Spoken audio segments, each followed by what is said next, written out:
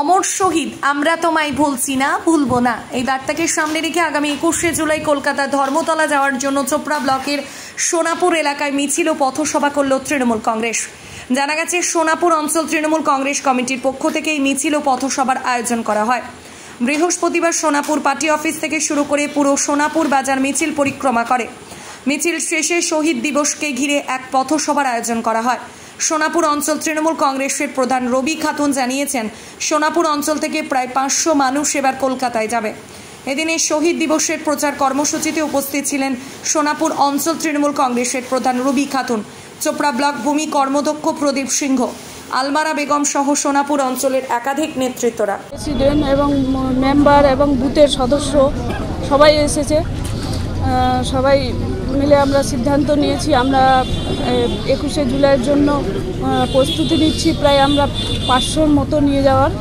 আমাদের যারা বুথের নেতৃত্ব রয়েছেন ওনাদের আমরা বলবো, ওনাদের যেটা সুবিধা হবে, এটা বলবো না যে বাসে যাও বা ট্রেনে যাও, ওনাদের যেটা সুবিধা হবে সেভাবেই যাবে। আর প্রত্যেকবার তো ট্রেনেই যায়, বেশিরভাগ সংখ্যক ট্রেনে যাবে, আর যারা ট্রেনে যেতে পারবে না বাসে যাবে। বিধায়কের জন্য যে দাবি রেখেছে বা আমরা রেখেছি সেটা একদম বাস্তব সত্যি। তার কারণ আপনারা দেখতেই পাচ্ছেন, আমাদের বিধায়ক কিন্তু 93,000 লিড দিয়েছেন এবং আমাদের বিধায়ক যেভাবে কাজ করেছেন, মানুষের উন্নয়ন করেছেন, প্রত্যেক বাড়ি বাড়ি তা আমাদের প্রধান বা মেম্বার কাউকে বসায় রাখেনি, সবাইকে নির্দেশ দিয়ে প্রত্যেক বাড়ি বাড়ি আমরা দিদির উন্নয়ন তুলে ধরেছি। এবং আমাদের বিধায়ক যে কোনো কীর্তন বা জলসা বা অনুষ্ঠান বাদ দেয়নি। সেই জন্য আমাদের বিধায়ককে জনগণ কিন্তু সবাই বলে যে আমরা মন্ত্রীর মুখে দেখতে চাই। সেই জন্য আমরাও দাবি রাখবো আমাদের মুখ্যমন্ত্রীর কাছে। আমাদের মুখ্যমন্ত্রী যেটা সিদ্ধান্ত নেবে সেটা আমরা মাথা পেতে মেনে নেব। ওরা তো ঠিকই রয়েছে, বিরোধীদের অপপ্রচার ছাড়া অবশ্যই কেন রাখবো না। 4 বারের এমএলএ, তার ছাড়াও 2 বার তিনি নিজের করিশ্মায় কিন্তু নির্দল থেকে জয়ী হয়ে আসছেন।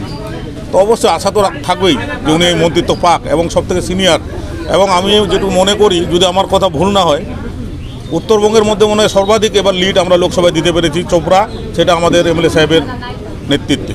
বৃহৎ মূল্যায়ন করেন এবং ওনার কাছেও খবর আছেন এবং তিনি নিজেও বলেছেন, আপনারাই বললেন, যিনি ওনার কাছে তো বার্তা আছেই। হয়তো আমরা 21 জুলাইয়ের পরবর্তীতে পেয়েও যেতে পারি সেই একটা সুখবর। আমরা এর আগে 21শে জুলাই নিয়ে পঞ্চায়েত হলে আমরা একটা মিটিং করেছিলাম, সেখানে আমরা মিনিমাম 300 মতো টার্গেট নিয়ে চলেছিলাম, কিন্তু আজকে যেটা দেখছি আমাদের 500 অধিক হয়ে যাবে। 500-র মতো আমরা প্রতিনিধি সোনাপুর অঞ্চল থেকে যাব।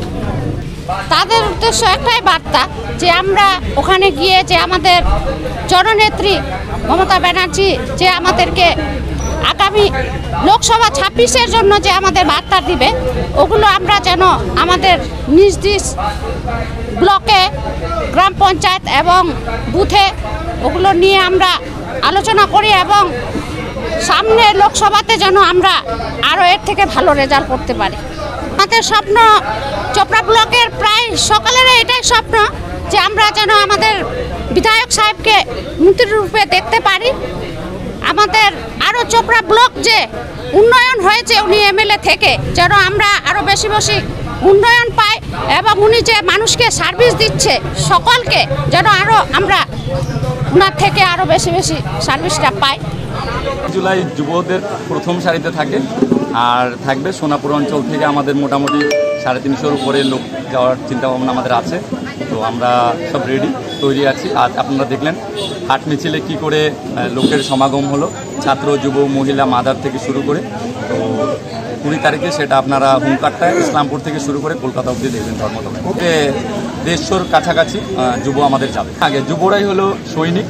অভিষেক ব্যানার্জি আগেও বারবার বলেছেন, পশ্চিমবাংলার ভবিষ্যৎ যুব আর ছাত্র। তাই যুবরা প্রথম সারিতে থেকে যুদ্ধটা করবে। 2026-এ আমরা নজরে রেখে যুদ্ধটা আমরা করতে যাচ্ছি।